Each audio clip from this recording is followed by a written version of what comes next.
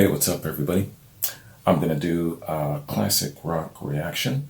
This is Led Zeppelin, man. The song is called Out on the Tiles, and this is off of their Led Zeppelin 3 album. So far, so good, man. I've really been enjoying the journey into Led Zeppelin 3. Some songs I've encountered in the form of Friends and Celebration Day. I had a little bit of a different sound, but still had that signature Led Zeppelin sound. You know what I'm saying? So yeah, man, I'm really liking it so far. A little different, but all the same, still Led Zeppelin. So let's check this one out, man. Out on the Tiles.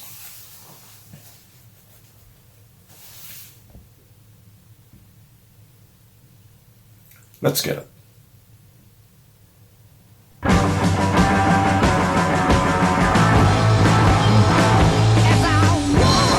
Thunder right away.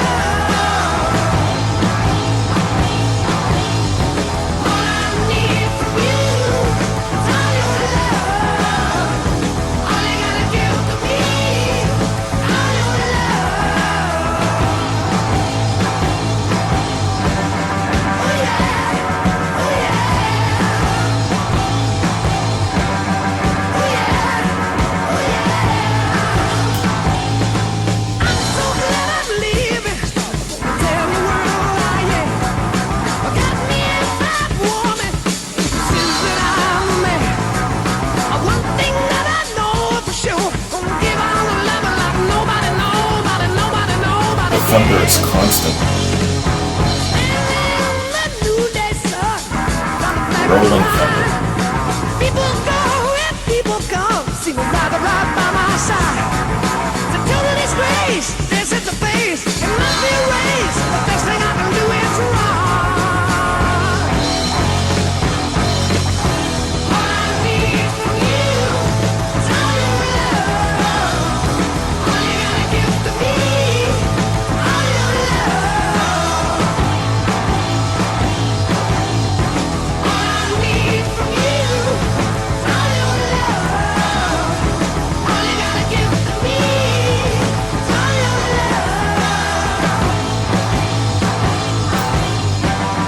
This is a feel-good song.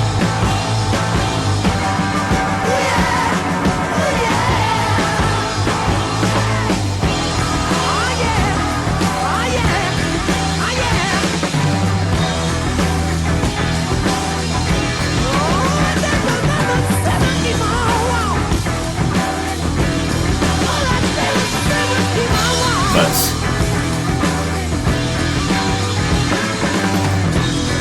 This is what you call taking it home and lose.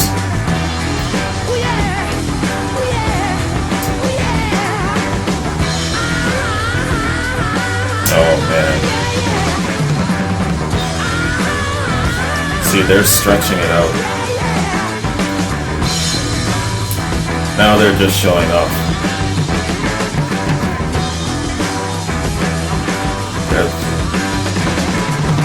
This is so damn good.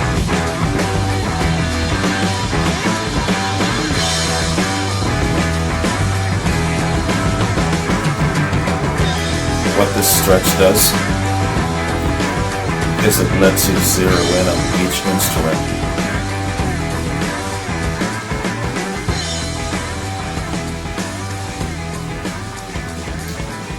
The guitars are just singing.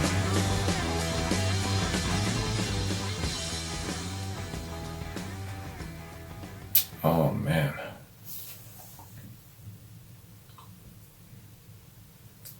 That was excellent. First and foremost, my biggest gripe about this song is that it's too damn short. They could have stretched the shit out of this song. But you know what? That really nice medley, that taking it on home element in the back end of the song, totally made this song. Everything about this song was great from beginning to end. The instrumentals were just so in your face. That thunder came immediately and never left, man. It's like, it's thunderous, but it's like a rolling thunder. It stayed with you. All of the instrumentations were great. Of course, Plant singing was excellent and on point. But collectively, I really, really liked the unison between the bass and the lead guitar in this. They were matching each other note for note. And especially when they finished Plant's verse and they both came in with that da-na-na-na-na-na-na-na-na. Oh man, powerful, powerful delivery. It's like a punch in the gut strong. You know, these guys, man. You see, I was starting to get relaxed into a state of expecting a little bit of a folksy acoustic thing. You know, they hit me with Friends and then Celebration Day, so it started to kind of shift me a bit. And now they come out of nowhere and they give you a cross check with this song, Rolling Thunder. Not just thunder, but Rolling Thunder. Or as a lot of you say, Hammer of the Gods. Man, let me tell you, you know, from one song to the other, from one album to the other, you just don't know what to expect. And you know what? I know that might irritate some people where it's just shifting around, but it's really showing a great diversity. I mean, how many bands, how many acts have that kind of great diversity where they can just shift things around and feel so confident in it? I mean, you know, like I was saying, that stretch in the back end when they were just going into that extended outro, they were having a good time there. You could tell if you were a fly on the wall back then and you would look at them, they were probably all looking at each other, smiling and jamming and just stretching that out. Yo, man, musicianship, second to none, let me tell you. And I like this song in a sense of the feel-good vibes it gives you. I mean, the lyrics were great. I believe it's an affirmation from Plant about the relationship he's in. The outlook on his life is good. You know, he's simple, he lives from day to day, and he's happy that he's just got the basics and he's got a good woman. What else more do you really need, you know, from a man's perspective? So we can all relate, you know. So it's a really good song, really good feel-good vibes. That's what I got from it. There might have been more to it, but that's what I got. Anyway, man, let's get on to a little bit of a read about Led Zeppelin and then some info on this really cool ass song.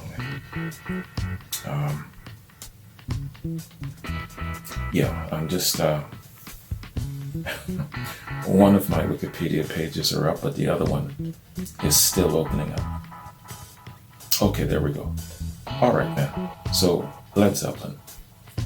Led Zeppelin were an English rock band formed in London in 1968. The group consisted of guitarist Jimmy Page, singer Robert Plant, bassist and keyboardist John Paul Jones, and drummer John Bonham. The band's heavy, guitar-driven sound has led them to be cited as one of the progenitors of heavy metal. Their style drew from a wide variety of influences, including blues, psychedelia, and folk music. After changing their name from the New Yardbirds, Led Zeppelin signed a deal with Atlantic Records that afforded them considerable artistic freedom. Although the group were initially unpopular with critics, they achieved significant commercial success. Led Zeppelin are widely considered one of the most successful, innovative, and influential rock groups in history. They are one of the best-selling music artists in the history of audio recording. Various sources estimate the group's record sales at 200 to 300 million units worldwide, with RIAA certified sales of 111.5 million units. They are the third best-selling band in the US.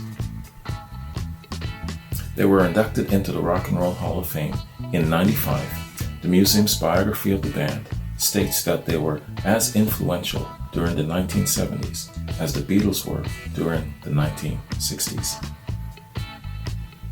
Impressive. Okay, so info on the song. Out on the Tiles appears on the album Led Zeppelin III, released October 1970. Led Zeppelin III is the third studio album by Led Zeppelin. It had a more eclectic style than prior albums, adding folk style songs to their standard hard rock and blues rock repertoire. While hard rock influences are still present, such as on Immigrant Song, acoustic based songs such as Gallows Pole and That's the Way showed Led Zeppelin were capable of playing different styles successfully. The band wrote most of the material themselves, but as with prior records, included two songs that were interpretations of earlier works. Gallows Pole, based on a traditional English folk song, and Hats Off to Roy Harper, a reworking of a blues song. As with the prior album, the band eschewed the use of guest musicians, with all music played by the band members. The range of instruments played by the band was greatly enhanced in this album, with Jones especially emerging as a talented multi-instrumentalist, playing a wide range of keyboard and stringed instruments including various synthesizers, mandolin, and double basses, in addition to his usual bass guitar, organ, and piano. Man, ridiculous. As with prior albums, Page served as producer on the album, with mixing done by Andy Johns and Terry Manning.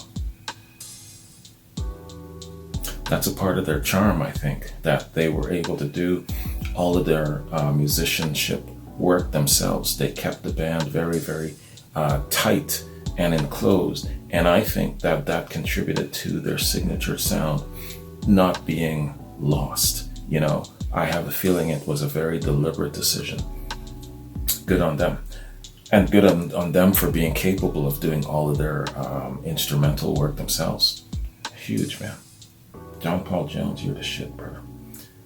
The album was one of the most anticipated of 1970, and its shipping date was held up by the intricate inner sleeve design based around a Volvelli. Sorry, man. Volvelle, Volvelli, with numerous images visible through holes in the outer cover. It was an immediate commercial success upon release and topped the UK and US charts. Although critics were typically confused over the change in musical style and gave the album a mixed response, Led Zeppelin III has since been acknowledged as representing an important milestone in the band's history and a turning point in their music. Critics, man. You know, I'm convinced more now than before that critics back then only served to propel like the casual fan, the casual on the fence fan. They served to propel those fans towards Led Zeppelin more, to embrace the band more, because they were just so probably sick of critics giving them bad reviews and tearing them down. I think that their plan to maybe tear down Led Zeppelin backfired on them. What do you think? I think it backfired big time. 1970. If you were around back in 1970, do you remember, were you listening to what critics had to say, especially when this album came out? Or did you say, you know what, to hell with the critics, I'm just gonna follow the off-beaten path and just go my own way and embrace the group, instead of listening to what critics had to say? If you were around back then, if you were a teen or a young adult back then, let me know what your impression was of this album when it first came out, and what the critics were saying and what you decided to do. Did you like it? Did you not like it? Let me know what the atmosphere was for you back then, growing up and hearing this for the first time. Okay, so history of the song. Drummer John Bonham would talk about going out on the tiles, meaning the bars. The title is a British term for going out on the town. Jimmy Page wrote this song around the phrase. Bonham got a writing credit on the track, along with Page and Robert Plant. In Japan, this was mistakenly placed on the B-side of Immigrant Song rather than Hey Hey, What Can I Do? Those copies are rare collector's items. Explaining the guitar effect on this song, Jimmy Page told Guitar Player magazine in 1977, quote, "That's ambient sound, getting the distance of the time lag from one end of the room to the other and putting that in as well. The whole idea, the way I see recording, is to try and capture the sound of the room live and the emotion of the whole moment and try to convey that. That's the very essence of it. And so, consequently, you've got to capture as much of the room sound as possible." Unquote. The beginning of this song was used as the intro to Black Dog on Led Zeppelin's live CD, How the West Was Won. All right. So that is Wikipedia song fact info of the band and the song, man.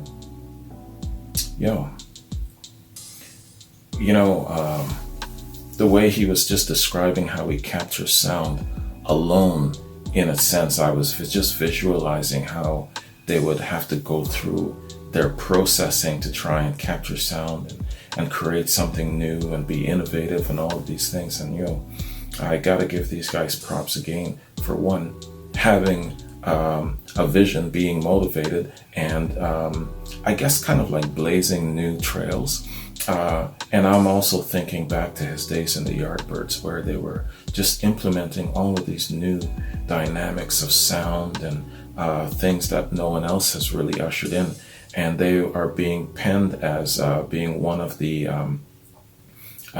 key contributors to heavy metal being formed, along with Led Zeppelin, of course. But Page had his heels already dug in way before that, going back to his Yardbirds days, and even before that in his session musician times, collaborating with the likes of Jeff Beck and John Paul Jones and some of these other people before. So I'm just guessing from the time he started to the time before he entered Led Zeppelin, maybe 10 years had passed. So that's a lot of knowledge and wherewithal already going into a band and formulating and bringing all of these great new innovative things into being. I gotta give you props for that, man.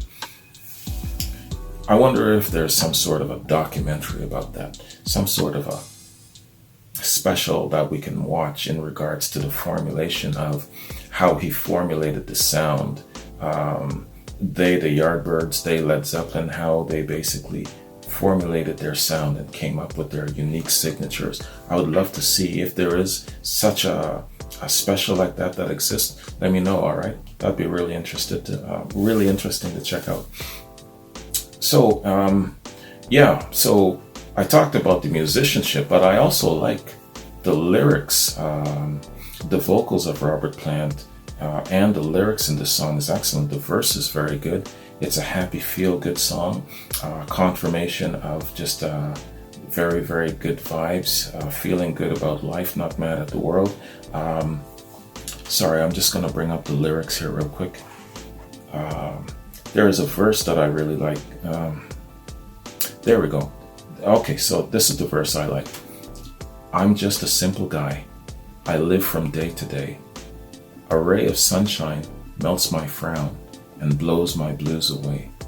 There's nothing more that I can say, but on a day like today, I pass the time away and walk a quiet mile with you. Love that. Fantastic. That right there encapsulates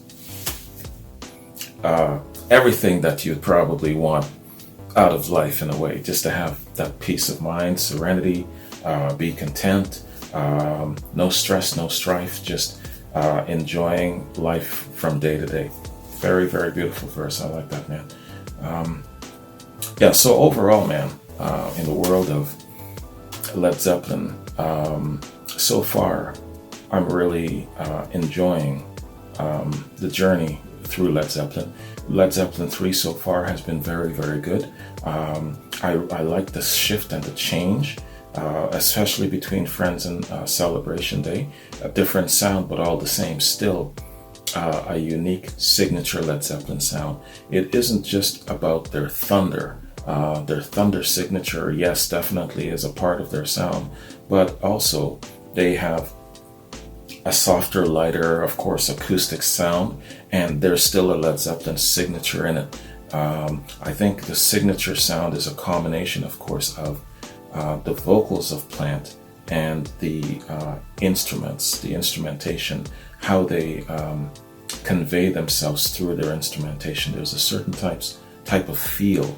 I remember mentioning in my journey now of 7 months going into this whole music reaction thing, I've identified a couple of guitarists specifically who has an essence about their playing. They can really speak to you through their playing.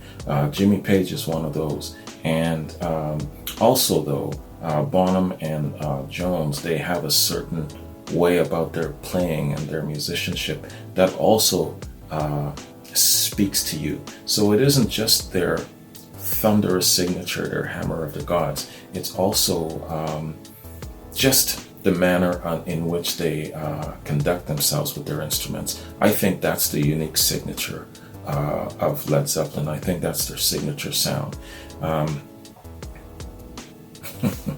I lost my next train of thought. I was going somewhere with it. But in any case, man, my point being is that it isn't just about the thunder. They have different aspects to them. Yeah, that's where I was going. If you take one of these lads out of the equation, that sound dies.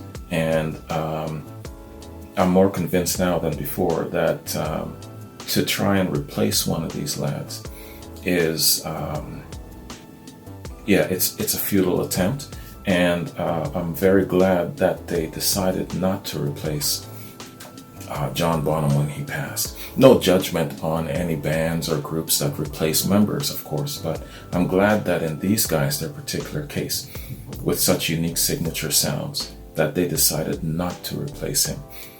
As well, too, I give them props for that decision in the sense that I think that in that decision, they were also being considerate towards the fan base. They knew within themselves that there's no way that they can maintain hold of that magical signature sound without John Bonham, without any one of them. So it was in their best interest, definitely, to pack it in as Led Zeppelin. So I give them props for that. I'm sure that there were a lot of people who were opposing that decision, who were trying to talk them out of it, but I'm glad that they stuck to it and made that decision. It keeps the legend and the sanctity of Led Zeppelin whole. You know, if they were to have replaced Bonham, it would have been a different thing and probably a great disservice to the person who was replacing him. Could you imagine being the drummer, coming after that to step in for John Bonham? That is almost bordering on cruelty. Right? So, yeah, man, props for them for having that great consideration and not replacing him. Anyway, man, great song, fantastic. Hope you enjoyed my reaction to this. Moving forward, I believe this is the end of side 1, and then I'm moving on to side 2.